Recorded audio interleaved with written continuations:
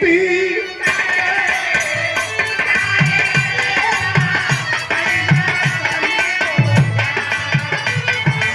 भरला भरला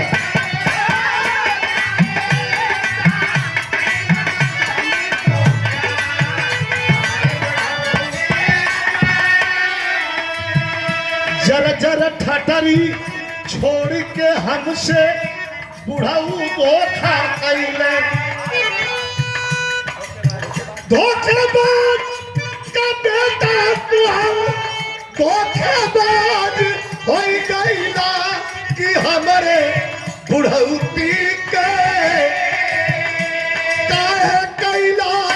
उखड़हर के हार हमारे बुढ़ऊती